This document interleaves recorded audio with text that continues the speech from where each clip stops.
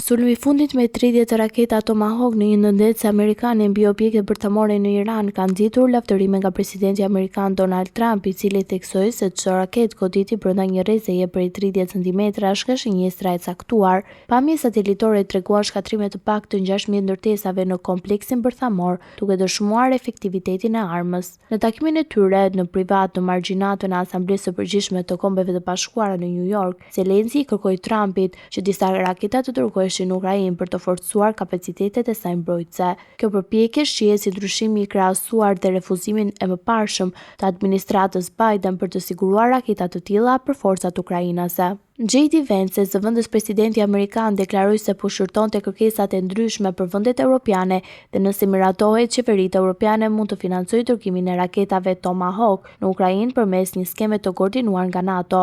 Keith Kellogg, i dërguari i presidentit amerikan në Ukrainë, shtoi se përdorimi i Tomahawkëve do t'i lejohet Kievit të kryente sulme me rreze të gjatë brenda Rusisë, duke vënë Moskën brenda rrezes së zjarrit të Ukrainës. Raketa Tomahawk në një rrezë veprimi prej 2500 km-sh dhe kokë luftarake 450 kg mund të lëshohet nga avion, në ndece, anije luftarake ose toka, duke fluturuar me shpejtësi rreth 900 km/h dhe në lartësi të ulta për të shmangur radarët. Sensorët në bord e mundsojnë të gjejnë objektivat e caktuar dhe të shkatrojnë bunkerët ose objektivat të fortifikuara, duke i bërë ato një mjet me kapacitet të lartë shkatrues.